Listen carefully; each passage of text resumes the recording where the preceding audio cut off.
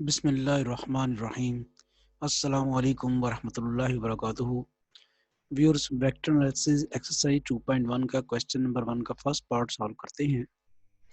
Vector analysis book to follow.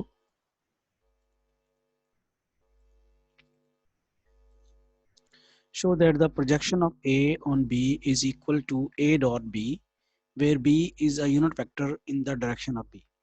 इस question में basically एक रिजल्ट हमने प्रूव करना है कि अगर एक वेक्टर की दूसरे वेक्टर के अलोंग अपने कंपोनेंट मालूम करनी है तो फिर उन दोनों की डॉट प्रोडक्ट ली जाएगी और उस वेक्टर जिस वेक्टर के अलोंग आपने मालूम करनी है उसकी मैग्नीट्यूड से डिवाइड कराया जाएगा।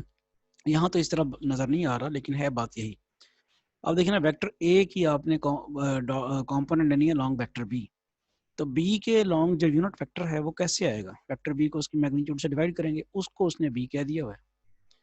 तो इन वेरी शॉर्ट क्या कह रहा है कि अगर वेक्टर ए की कंपोनेंट अलॉन्ग बी मालूम करनी है तो बी के लॉन्ग यूनिट वेक्टर लें और ए की और उस यूनिट वेक्टर की डॉट प्रोडक्ट ले लें, जैसे कि यहाँ पे लिया हुआ है। तो वो वेक्टर ए की कंपोनेंट अलॉन्ग बी आ जाएगी। इस आर्टिकल को आज हम प्रूव करते हैं। हम ए और बी के दरमियान एंगल जो है थीटा सपोज कर लेते हैं और वो डायग्राम आपको बता देते हैं कि ये आपके पास लेट्स सपोज कि ये वेक्टर ए है और ये वेक्टर बी, इनके दरमियान एंगल थीटा है।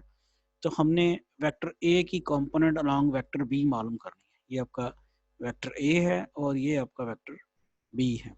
तो आप बड़े आराम से अगर देखें तो वेक्टर ए की कंपोनेंट अलॉन्ग बी मालूम करने के लिए आप ए का जो हेड है वहाँ से आप एक परपेंडिकुलर ड्रॉ कर लेते हैं वेक्टर बी के ऊपर, और ये वाली जो है इतना पोर्शन आपको ये वाली कंपोनेंट है ओ बी। ये बेसिकली कंपोनेंट है ऑफ वेक्टर ए। इस वेक्टर की कंपोनेंट अलोंग वेक्टर बी, ए वेक्टर की कंपोनेंट अलोंग बी वो ये है ओ बी। ये इसकी स्केलर कंपोनेंट यानी इसकी मैग्नीट्यूड, ये जो हम बेसिकली हमने ओ बी जो है वो लेंथ मालूम करनी है। ओ बी क्या है? वेक्टर ए की कंपोनेंट अलोंग वेक्टर बी।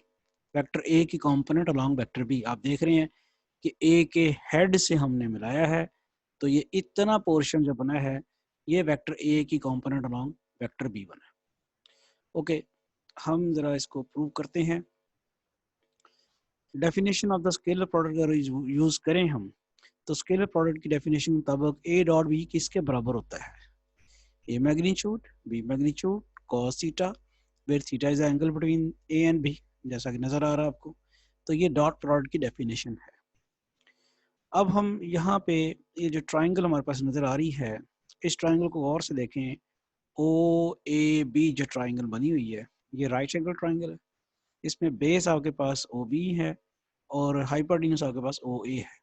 तो चूंकि ओ बी मालूम करनी है लिहाजा वो हम फॉर्मूला लगाते हैं base over hypotenuse, O B over O A is equal to cos theta. यहाँ से ओ बी की वैल्यू आ जाती है ओ ए कॉस थीटा। फिर ओ ए आपको नजर आ रहा है कि वो वेक्टर ए की मैग्नीट्यूड है। अब इस एक्सप्रेशन को वेक्टर बी की मैग्नीट्यूड से मल्टीप्लाई और डिवाइड कर देते हैं, तो आपके पास आ जाएगा वेक्टर बी की मैग्नीट्यूड से मल्टीप्लाई भी किया डिवाइड भी कर दिया। और उसके बाद ये जैसे आपको पता है कि A magnitude B magnitude cos theta A dot B के बराबर है, तो ये वाला जो पोर्शन है इतना, ये तो रिप्लेस हो जाएगा किसके साथ? ए डॉट बी के साथ। तो आपके पास आ जाएगा A dot B over B magnitude. Finally हम इसको लिख सकते हैं A dot B over B magnitude. अब आपको याद है किसी भी वेक्टर के लॉन्ग हमने यूनिट वेक्टर लेना हो तो उसकी मैग्नीट्यूड से उसको डिवाइड करा देते हैं वेक्टर को जब उसकी मैग्नीट्यूड से डिवाइड करा दें तो वो यूनिट वेक्टर आ जाता है। तो इसमें हम देखते हैं कि यूनिट वेक्टर बी दिया हुआ था, ये गिवन था कि where B is a unit vector in the direction of vector b. लिहाजा स्मॉल बी हमारे पास किसके बराबर आएगा? Vector b over B magnitude. तो फाइनली हमने फिर बी ओवर बी मैग्नीट्यूड की जगह vector small b unit vector लगा दिया। तो क्विकली वेक्टर ए की कंपोनेंट अलोंग बी मालूम करनी थी, यानी ए की component along B O B है। ओ बी जब हमने ड्राइव करके आए हैं तो आया है a dot B where B is the unit vector along the vector b, capital B. तो फाइनली आपको ये रिजल्ट पता चल गया है। A component of vector A on B is the dot product of vector A and the unit vector along B.